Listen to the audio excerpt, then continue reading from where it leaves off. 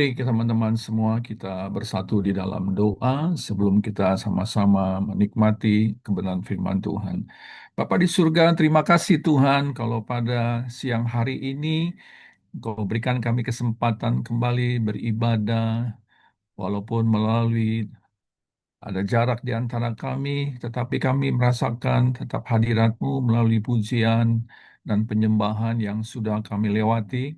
Dan kalau sebentar kami mau mendengar firman-Mu dalam renungan firman Tuhan, Bapa hamba berdoa, biarlah Engkau yang menolong kami semua tanpa terkecuali, sehingga kami dapat mengikuti ibadah ini dengan baik, tidak terganggu dengan situasi maupun internet yang kami gunakan. Tuhan, hamba berdoa di dalam nama Tuhan Yesus Kristus, kalau ada kuasa-kuasa jahat yang ingin mengganggu ibadah kami saat ini, biarlah hadirat-Mu, biarlah firman-Mu boleh kami simak dengan baik dengan pertolongan pimpinan Roh Kudus. Terima kasih Bapa, kami siap untuk belajar dan diberkati kembali akan kebenaran firman Tuhan di dalam nama Tuhan Yesus Kristus. Haleluya.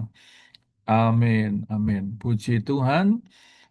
Shalom dan selamat pagi. Selamat kita beribadah di dalam kasih Tuhan Yesus Kristus. Dan teman-teman, kita pada hari ini kita bisa berkumpul dan kita juga bisa sama-sama mengikuti di dalam ibadah pagi hari ini karena situasi yang tidak memungkinkan sehingga kita semua pada hari ini kita beribadah melalui Zoom.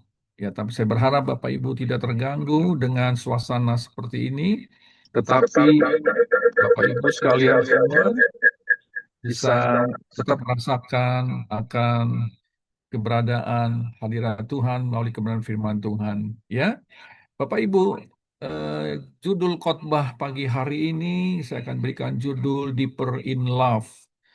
Ya, saya ambil eh, tema ini seturut dengan fokus gereja kita, ya, growth deeper and stronger. Jadi Bapak Ibu sekalian Tuhan, pagi hari ini kita lihat akan sebagian tentang deeper in love. Bapak Ibu pernah dengar istilah love is blind, ya, yang artinya cinta itu buta. Ada orang-orang tertentu yang pernah mengalami bagaimana ketika dia jatuh cinta kepada seseorang, katanya dia ini seperti dunia itu hanya milik berdua saja. Yang lainnya seperti sedang mengontrak atau yang lainnya sedang lagi numpang. Jadi dunia itu hanya milik mereka berdua. Lalu di antara mereka pun tidak lagi bisa menilai dengan secara objektif, lebih menjurus kepada subjektif. Tidak ada kesalahan rasanya di antara sesama pasangan. Tetapi ketika cinta itu sudah mulai memudar dan mereka baru menyadari banyak kekurangan-kekurangan dari pasangannya. Nah, ada istilah yang mengatakan love is blind. Cinta itu bisa membutakan. Nah, tetapi saya pagi hari ini mengajak kita semua belajar dengan satu istilah deeper in love. Saya coba cari terjemahan yang secara umum, yaitu semakin jatuh cinta. Ya, maksudnya kasihnya atau cintanya semakin mendalam. Ada satu pujian yang sudah lama yang tidak pernah kita dengar, tapi saya percaya sebagian teman-teman tahu, pernah dengar lagu ini. Ku jatuh cinta padanya, tambah dan tambah dan dalam lagi. Pernah dengar pujian ini ya? Atau mungkin ketika waktu sekolah minggu, pernah dengar istilah pujian-pujian ini. Ku jatuh cinta, makin hari makin dalam dan makin dalam. Nah, pada pagi hari ini kita belajar semakin jatuh cinta kepada Yesus, yaitu kita bukan sembarangan, bukan cinta buta, bukan istilahnya bukan membabi buta, ya. Jangan sampai yang tadi saya istilahkan ada satu pengalaman yang seringkali terjadi dalam dunia nyata, yaitu love is blind. Kita bukan love is blind, tetapi kita deeper in love, ya. Yaitu apa? Kehidupan kita mengasihi Tuhan semakin hari semakin dalam. Ingat ketika kita memiliki semangat kasih mula-mula, kalau Bapak Ibu pernah mengalami yang namanya cinta mula-mula, ya sangat berapi-api, sehingga kita tidak lagi bisa dinasehati orang, tetapi kita semuanya merasakan bagaimana akan keberadaan eh, pimpinan Tuhan dalam setiap kehidupan kita, sehingga kita tahu bahwa kita ada di dalam pimpinan Tuhan. Anda ingat waktu ketika kita bertobat, kita tidak eh, rasanya kita mau melayani Tuhan, rasanya kita tidak mau merasakan ada yang kehilangan waktu momen sedikit pun. Saya ingat ketika tahun 79, ketika saya mengalami jamahan Roh Kudus, dan saya mengalami yang namanya baptisan Roh Kudus, saya merasakan bagaimana kehidupan sehari-hari rasanya begitu bergairah, dan ada kerinduan yang besar untuk mau membaca firman Tuhan, melayani Tuhan. Rasa-rasanya tiap hari itu ada ikutin persekutuan doa. Ya, itu orang bilang cinta mula-mula.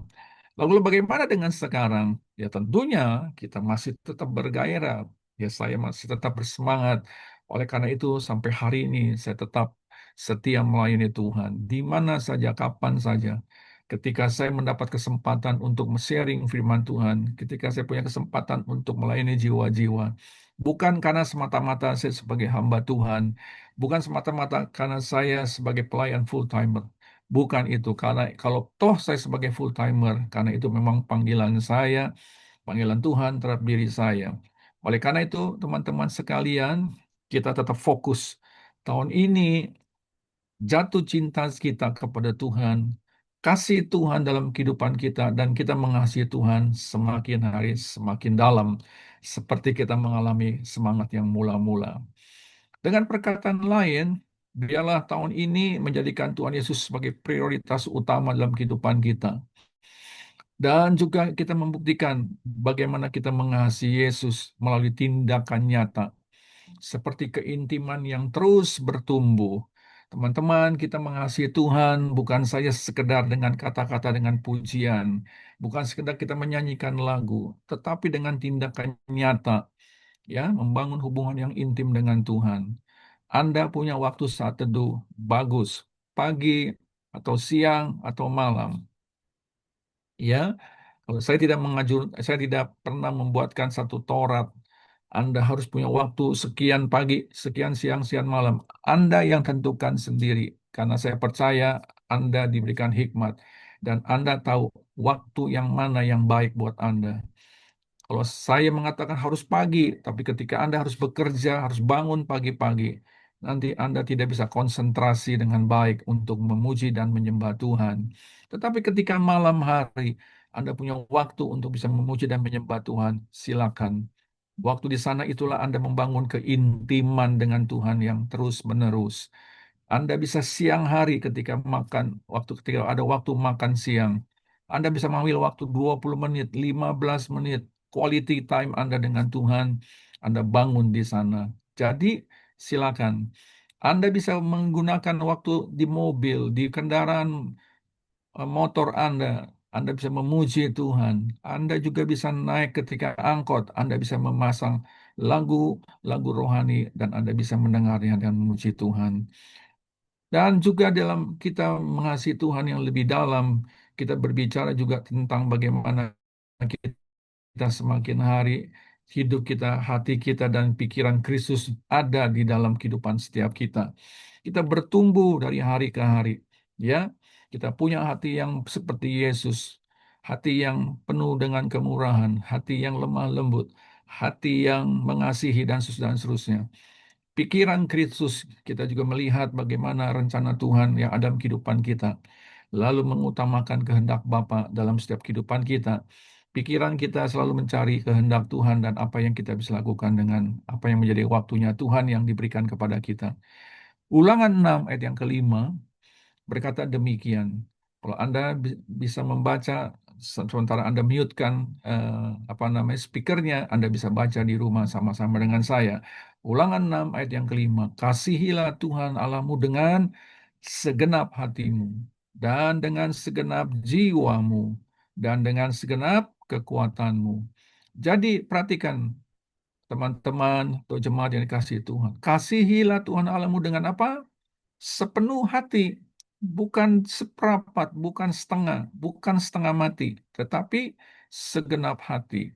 Berarti proses itu, saudara. Ada orang yang belum bisa mengasihi Tuhan dengan segenap hati.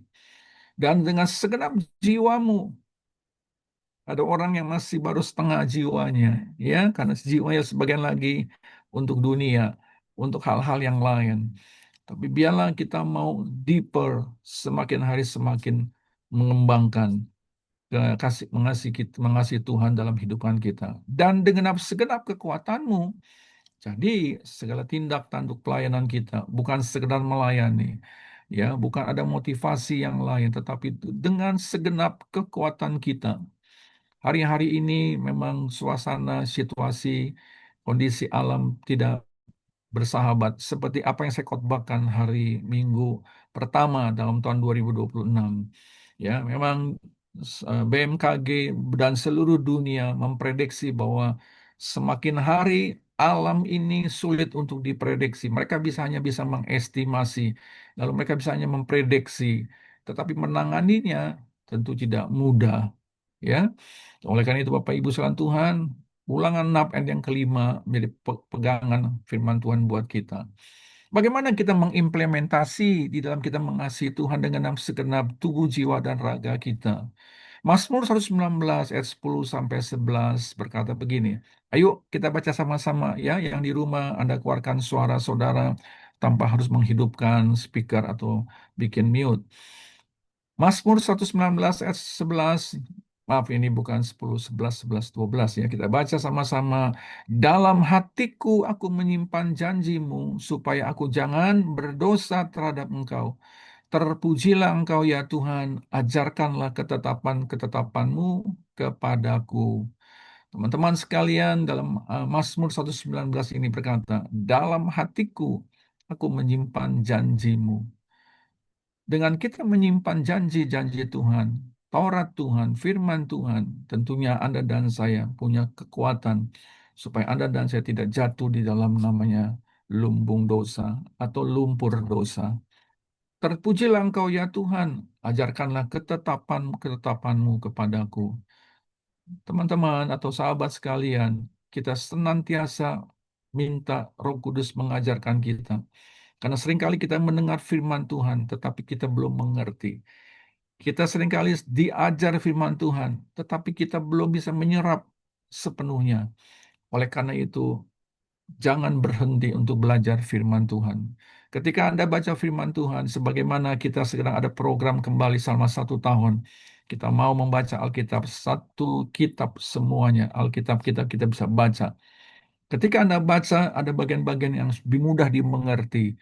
Ada cerita-cerita yang kita gampang simak, tapi juga ada ayat-ayat yang sulit untuk kita mengerti. It's okay, jangan berhenti baca firman Tuhan. Baca saja. Bikin catatan kecil. Mungkin hari itu Anda tidak ngerti, tapi saya percaya satu hari Anda bisa mengerti. Atau ketika Anda dengar khotbah, Anda ketika baca buku rohani, atau ketika satu hari Anda sedang diskusi dengan teman-teman seiman. Jadi jangan berhenti untuk belajar, ya, sebagaimana Mazmur 119 ini. Yang berikutnya dalam implementasi kita melakukan mengasihi Tuhan dengan segenap tujuh jiwa raga kita. Terus nantiasa mengejar panggilan Tuhan sebagai bagian dari pengabdian hidup kita. Filipi 3:14 dan berlari kepada tujuan untuk memperoleh yaitu panggilan surgawi dari Allah dalam Kristus Yesus. Tahun lalu kita sudah berbicara tentang calling. Tahun ini kita pertahankan yang namanya panggilan Tuhan dalam hidup kita. Terus dengan bersemangat sampai terjadi penggenapan demi penggenapan di dalam panggilan Tuhan dalam hidup kita. Ya, kalau Anda punya panggilan sebagai businessman, berdoalah supaya Tuhan terus memperkaya hikmat, memperkaya kemampuan, kesanggupan, skill Anda, dan juga Anda yang bekerja, demikian juga Anda punya kapasitas, Anda punya kesanggupan dan kemampuan tahun ini ditambahkan kembali. Anda semakin sehari semakin indah di mata Tuhan dan juga Anda di perusahaan di mana Anda bekerja, ada kemuliaan bagi nama Tuhan, ada kesaksian yang indah. Dan demikian juga teman-teman semua yang punya panggilan-panggilan yang khusus yang sudah pernah kita pelajari. Teman-teman sekalian, pagi hari ini saya ingin ajak kita belajar kisah Yakub dan Rahel. Bagaimana kisah Yakub dan Rahel ini kita bisa simpulkan ada kesetiaan, ada pengorbanan yang dalam, yang kita sama-sama lagi bahas tentang deeper in love, ya. Sebagian mungkin teman-teman sudah pernah baca, tapi ada juga sebagian yang belum atau sudah pernah baca tapi lupa. Mari kita kembali ingat-ingat dan saya coba bagikan dalam tema yang kita sedang sama-sama renungkan, deeper in love. Teman-teman, kita tahu kisahnya. Suatu hari Yakub dan Esau sedang berebut di dalam berkat dari orang tuanya, dari Ishak. Bagaimana kita tahu Ishak sudah mulai rabun matanya, ya? Dan kita tahu bagaimana kemudian terjadi perebutan berkat dan bagaimana papa dan mamanya punya beda anak yang dikasihinya. Dan kita tahu kemudian Yakub mendapatkan kesempatan untuk dia mendapat berkat sehingga Esau saudaranya marah dan Yakub kemudian meninggalkan orang tuanya dan dia pergi jauh. Dan kemudian dia rupanya mencari pasangan hidup. Lalu kemudian ketika satu hari, singkat ceritanya, dia bertemu dengan seorang gadis yang bernama Rahel, anaknya Laban. Dan dia sangat cantik dan Yakub jatuh cinta kepadanya. Dan bukan itu saja, Yakub merasakan bagaimana dia dipertemukan Tuhan dengan Rahel. Dan kemudian Alkitab mengatakan dalam Kejadian 29:18, Yakub cinta kepada Rahel. Untuk itu dia berkata kepada Laban, kepada calon mertuanya, aku mau bekerja padamu 7 tahun lamanya untuk mendapat Rahel, anakmu yang lebih muda itu. Saud Laban, lebih baiklah ia kuberikan kepadamu daripada kepada orang lain. Teman-teman, kita tahu kisahnya bagaimana Laban setuju ketika dia tahu Yakub ini anak muda yang bukan sembarangan anak muda. Dia diberikan kepercayaan untuk boleh diangkat menjadi calon mantu. Tetapi dengan syarat dia harus bekerja dulu. Ya, dia harus bekerja dulu dan ketika itu make a deal, dia bikin perjanjian, oke, kamu bekerja 7 tahun untuk mendapat Rahel. Dan apa yang dikerjakan oleh Yakub karena dia mencintai, karena dia jatuh cinta, ya, yang tadi saya pernah katakan ketika orang jatuh cinta apapun dia akan kerjakan. Ayat yang ke-20, Kejadian 29, jadi bekerjalah Yakub 7 tahun lamanya untuk mendapat Rahel. Teman-teman, 7 tahun itu bukan angka yang kecil, bukan hari-hari yang mudah dilewati. Betul ya? Nah, tetapi apa yang dikatakan dalam Kejadian ayat 29-20, tetapi yang 7 tahun itu dianggapnya seperti beberapa hari saja. Kenapa? Karena cintanya kepada Rahel. Buat dia 7 tahun nggak ada masalah. Buat dia singkat waktunya. Kenapa? Karena dia sedang mengejar. Ya, Anda pernah merasakan juga toh, kita nggak bicara soal pasangan hidup dalam arti kata seperti Yakub dan Rahel. Misalnya Anda mau berpergian ke suatu tempat, rasanya ketika Anda sampai di sana terlalu singkat rasanya ya untuk melewati hari lepas hari. Nah, begitulah orang yang punya keinginan yang kuat. Lalu apa dikatakan dalam ayat 21? Sesudah itu berkatalah Yakub kepada Laban, berikanlah kepadaku bakal istriku itu, sebab jangka waktuku telah genap, supaya aku akan kawin dengan dia.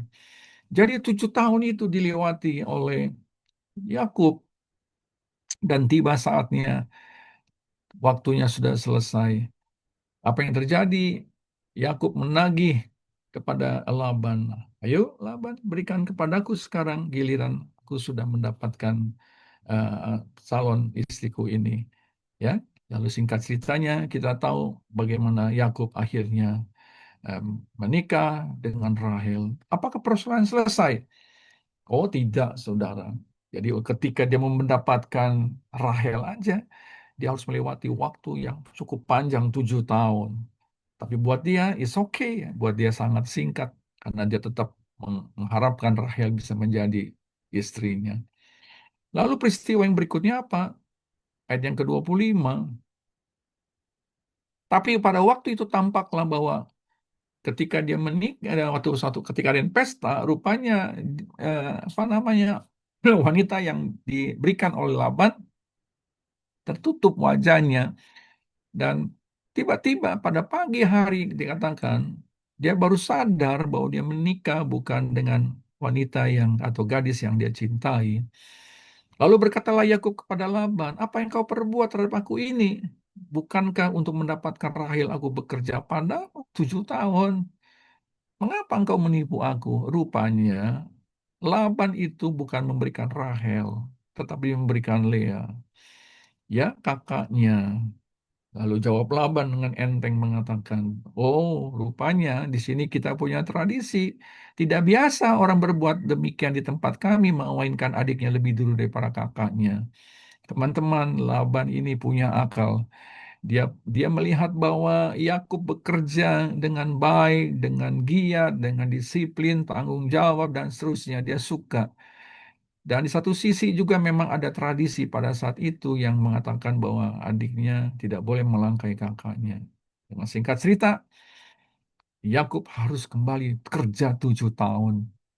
Teman-teman 14 tahun untuk mendapatkan Rahel. Satu perjalanan yang tidak mudah. Kalau Yakub tidak sungguh-sungguh cinta kepada Rahel, pasti dia mengatakan, udahlah, nggak usah lah. Emangnya wanita cuman dia doang, apa gadis cuman yang hanya milikin engkau? Ini lagi sekali kita belajar tentang deeper in love. Ya, dia tidak bergeming dengan segala tantangan rintangan. Kenapa? Karena dia yakin inilah pilihan Tuhan. Inilah wanita yang disediakan buat dia. Singkat ceritanya, dia teken kontrak lagi. Dia bekerja 7 tahun lagi. Berapa tahun berarti sebenarnya? 14 tahun dia mendapatkan Rahel. Perjalanan yang tidak mudah. Teman-teman, saya mau berhenti sebentar. Siapa yang hari ini sedang berdoa untuk satu persoalan? Siapa yang sedang meminta kepada Tuhan untuk satu jawaban doa? Saya tanya, sudah berapa lama Anda berdoa? Baru sebulan? 6 bulan? 1 tahun? 5 tahun? Atau 10 tahun? Maaf ya, saya tidak berdoa supaya Anda seperti Yakub, tapi maksud saya, ada satu saat kelak memang ada satu bagian yang harus dilewati untuk membuktikan kita mengasihi Tuhan. Bukan semata-mata untuk mendapatkan sesuatu. Tapi bukti kita mengasihi Tuhan, kita tetap setia. Walaupun sesuatu yang belum kita lihat sampai saat ini, aku tetap menantikannya seperti Yakub. Ya, jangan kita menjadi orang Kristen yang mudah patah semangat. Jangan kita menjadi orang Kristen yang mudah tawar hati. Jangan kita suka gampang menyalahkan Tuhan. Tapi percayalah kalau memang Tuhan izinkan itu untuk kita harus lewati. Sabar dan tekun dan tetap menjalankan kebenaran yang kita ketahui. Yakub, dia tidak patah semangat. Dia terus berjalan. Ya, ingat peristiwa ketika Yesus datang ke kuburan Lazarus. Dia tidak segera datang, tapi dia biarkan 4 hari sampai jenazahnya sudah dikuburkan. Mungkin orang-orang yang menantikan Yesus mengatakan bahwa Yesus tidak mengasihi muridnya. Dia hanya mengasihi orang-orang tertentu. Maria, Marta menantikannya, tapi Yesus tidak datang. Allah kita kelihatannya terlambat, tetapi dia tidak pernah berlambat di dalam memberikannya jawaban-jawaban doa kita. Nah, kejadiannya apa yang terjadi? Yakub menghampiri Rahel juga, malah ia lebih cinta kepada Rahel daripada kepada Lea. Demikian dia bekerja pula pada Laban 7 tahun lagi. Wow, suatu perjalanan yang panjang buat dia untuk membuktikan apakah dia mempunyai cinta yang sejati. Ketika, nah, masalahnya sekarang saudara, ketika 7 tahun dia sudah bekerja, apa yang terjadi kemudian ketika dia sudah mendapatkan Rahel?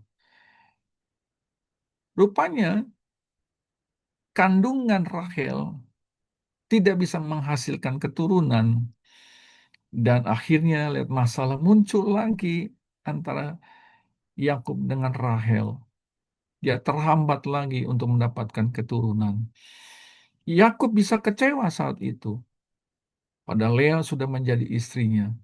Tetapi rupanya saudara, Lea ini kemudian dengan Yakub punya keturunan dan bukan hanya keturunan dari Lea, tapi juga budaknya Lea. Lea izinkan untuk Yakub punya keturunan. Dan kita tahu bagaimana kisahnya setelah dia punya keturunan dari Lea dan budiknya. Sekian dari anak-anaknya, ada 8 sampai 10 anak yang dimiliki. Sampai satu saat, kejadian 30-22. Lalu ingatlah Allah akan Rahel. Maksudnya apa? Allah mendengar permohonannya, serta membuka kandungannya. Teman-teman, lihat penantian Yakub atas cintanya kepada Rahel. Baru terjawab belasan tahun, bukan belasan tahun. Lebih dari 20 tahun, dia baru mendapatkan betul-betul sukacita penuh. Ya, tetapi kemarin-kemarin bukan berarti dia tidak memiliki damai sejahtera, tapi rasanya dia belum mendapatkan apa yang dia inginkan. Tidak mengurangi semangat Yakub untuk mendapatkan Rahel. Dan ayat yang ke-23, maka mengandunglah Rahel dan melahirkan seorang anak laki-laki. Berkatalah ia, Allah telah menghapuskan aibku. Maka ia menamai anak itu Yusuf sambil berkata, mudah-mudahan Tuhan menambah seorang anak laki-laki lagi bagi.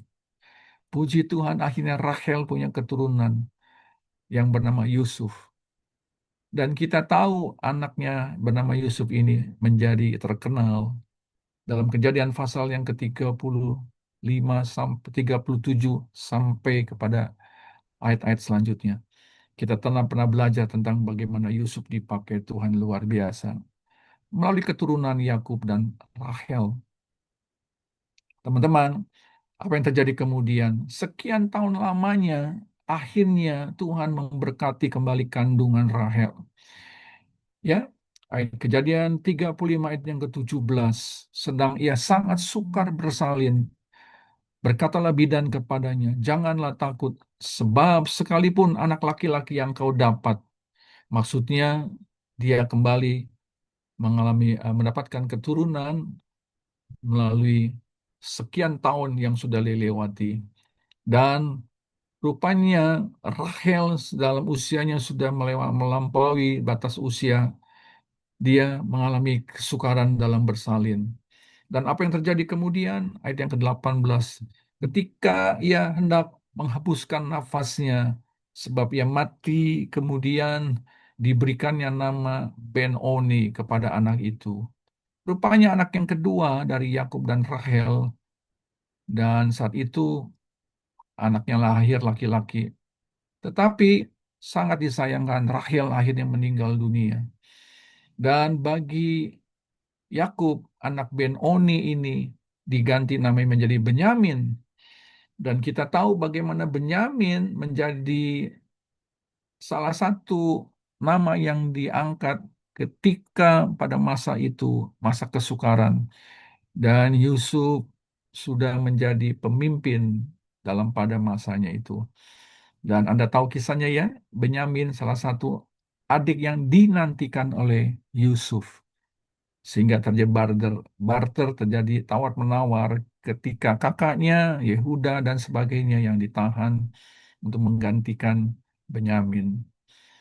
Nah, ayat yang 19, demikianlah Rahel mati, lalu dikuburkanlah di sisi jalan ke Efrata, yaitu Bethlehem. Yakub mendirikan tugu di atas kuburnya. Itulah tugu kubur Rahel sampai sekarang. Teman-teman, apa yang kita pelajari di dalam kisah ini keturunan dari Yakub. yang sekarang terkenal dengan Bani Israel. Ya, teman-teman, ini sekedar pengetahuan saja. Bagaimana kita bisa belajar dari kehidupan Yakub dengan istrinya Lea, lalu dengan hambanya Zilpa, lalu Rahel juga dengan hambanya Bilha.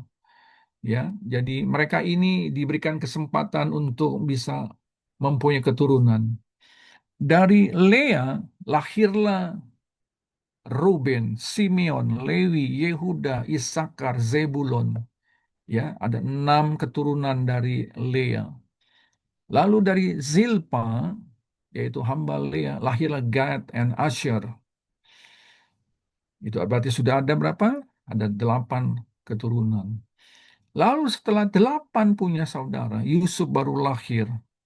Ya, dan lalu Rahel lahirlah Yusuf. Dan kemudian lahirlah Benyamin.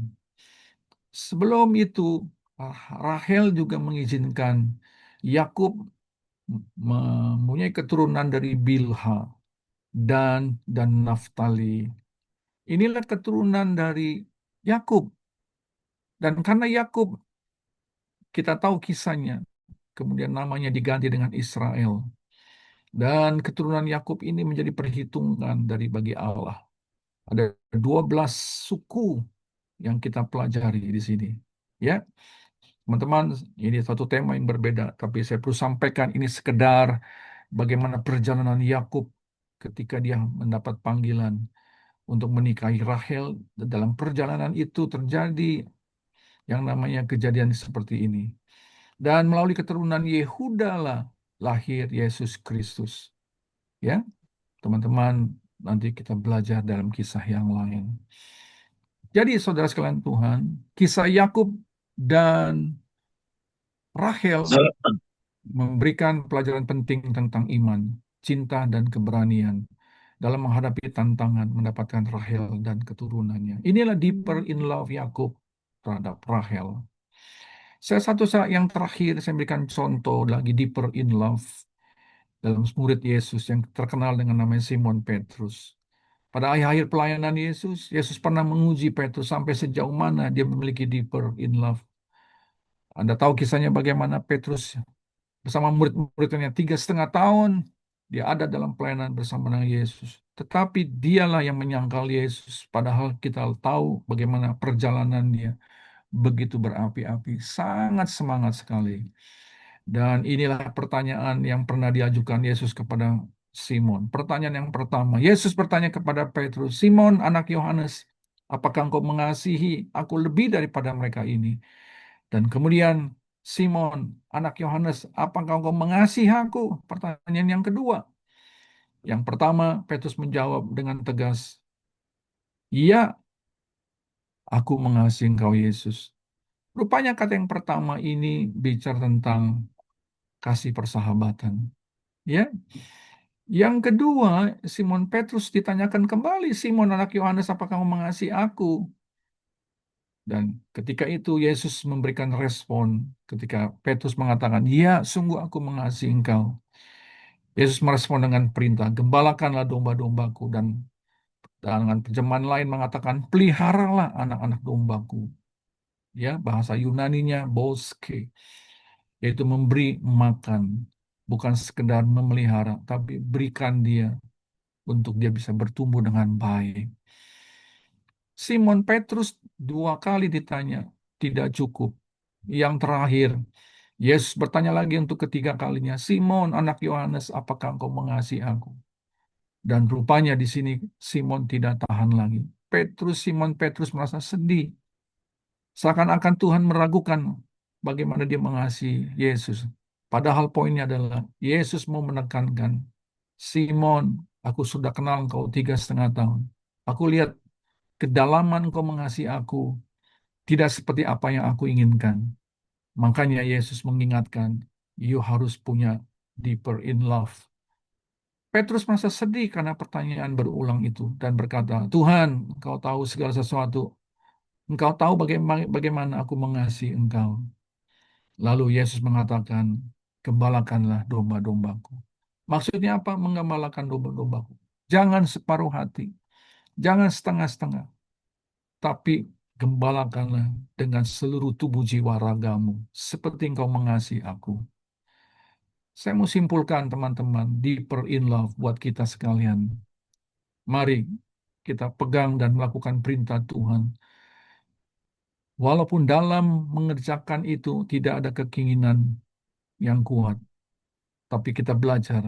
Anda dan saya harus mendapatkan growth in deeper, bertumbuh di dalam kedalaman. Hari ini kita belajar deeper in love. Senantiasa mengembangkan karakter kasih Kristus dalam diri kita. Rom 5 ayat yang kelima mengatakan, kasih Allah telah dicurahkan rata ke setiap hati kita. Saya percaya setiap kita tidak ada alasan untuk tidak mengasihi Tuhan. Dan juga wujud daripada deeper in love, yaitu mengasihi sesama. Kalau kita ada teman yang sakit, ada yang teman kesulitan, ada yang teman membutuhkan pertolongan, mari kita sama-sama melayani, sama-sama kita memperhatikan sebagai bukti kita punya deeper in love, punya kasih yang dalam di dalam Yesus Kristus. So, dalam Tuhan, saya berdoa biarlah kita semuanya adalah orang-orang dalam tahun ini, tahun yang diberkati dan tahun yang senantiasa hidup kedalaman di dalam memiliki kasih Kristus. Tuhan Yesus memberkati kita semuanya.